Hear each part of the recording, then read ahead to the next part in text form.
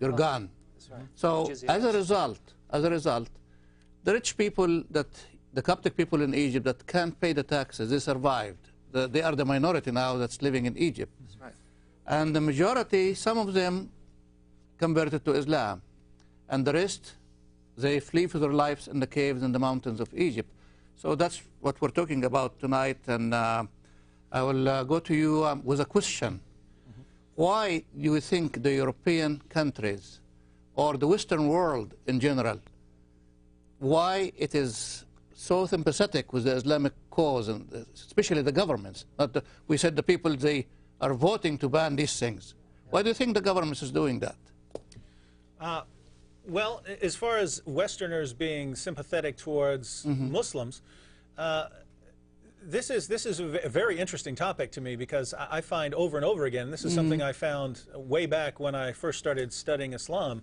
I used to do this too. I used to be sympathetic towards Islam, and I wrote something several years ago about myself several years ago defending Islam. It was after 9/11. It was after 9/11. A mosque, a local mosque where I lived back then, people had thrown rocks through the window, and I went to the mosque to ask how I could help. How can I help you guys? How can I help stop what's going on here? Because what we find is this.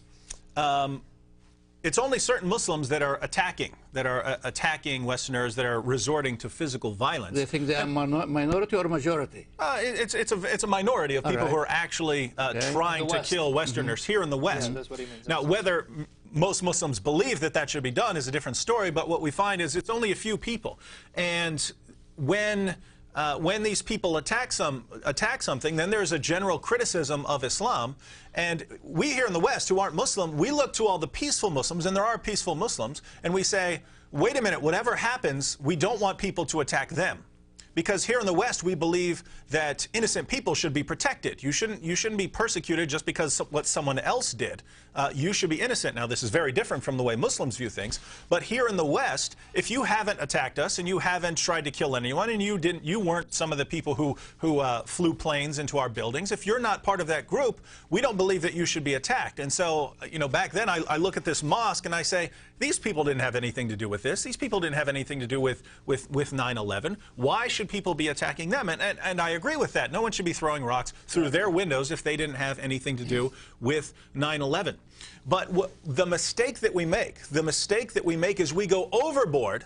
We go overboard in the West and say, those peaceful Muslims must be the true Muslims. And the Muslims who are violent and are trying to conquer the world, they're false Muslims who have hijacked Islam. And we identify Islam with the peaceful Muslims. Well, that's totally wrong. That's the mistake. If you want to say, hey, we need to protect peaceful Muslims who aren't trying to kill anyone, I agree completely. I agree 100%. No one should be doing anything to these Muslims. But when we take the extra step and say, well, what we're going to do is on all of our media channels and in all of the newspapers and on television, we're only going to get the peaceful Muslims to come on there and tell us they have the true Islam, that's wrong. The true Islam is right here in the Quran. This is where the true Islam comes from. Western peaceful Muslims are not a source of Sharia law. The Quran is a source of Sharia law. The Hadith are a source of Sharia law. Westernized, watered-down Muslims who have been totally westernized in their values and views, this is not a source of Sharia law.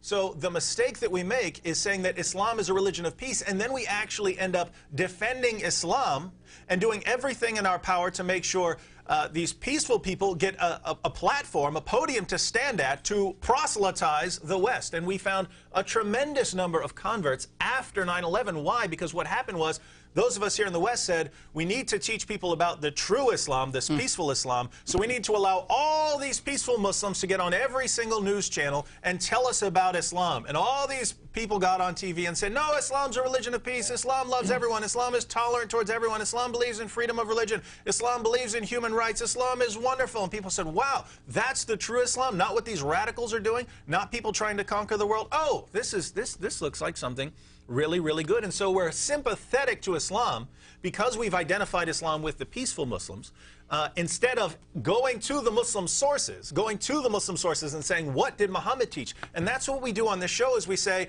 not what Al-Qaeda says, not what the peaceful Muslim in your neighborhood says. No, we say, what did Muhammad say?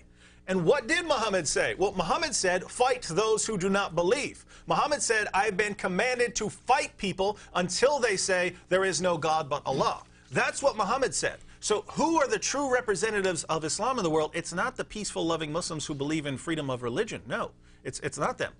And so I don't know what to do about this other than to explain to people what the teachings of Islam are. But as often as we pick up the Quran and say, here's what Muhammad taught, we find Muslims themselves trying to deceive people about the teachings of Muhammad. Now, why would you do that? Why would you do that? If you believe in the teachings of Muhammad, why would you try and deceive people about that?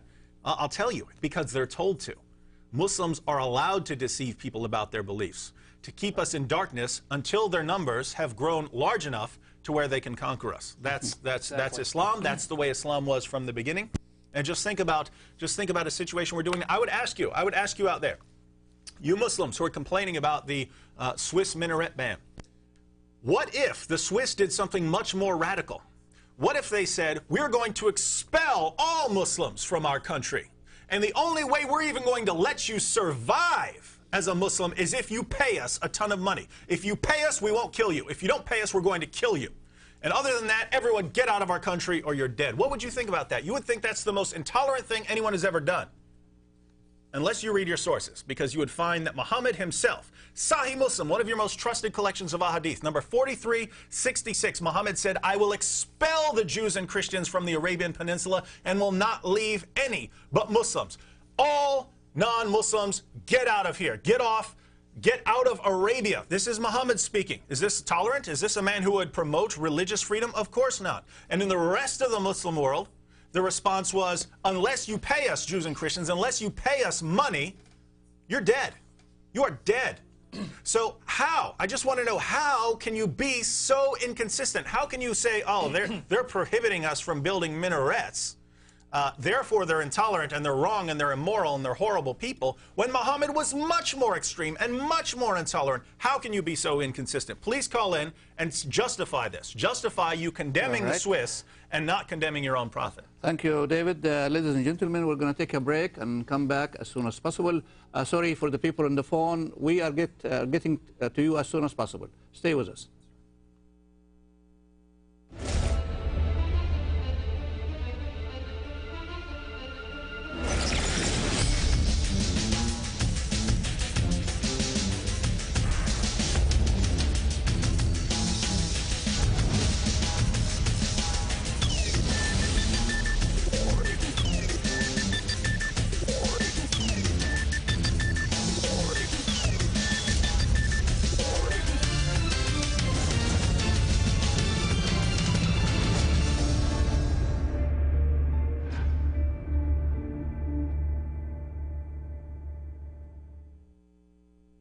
Ladies and gentlemen, welcome again. This is Jesus or Muhammad live from ABN, and we are talking tonight about the Minaret ban in Switzerland, the tolerance and intolerance.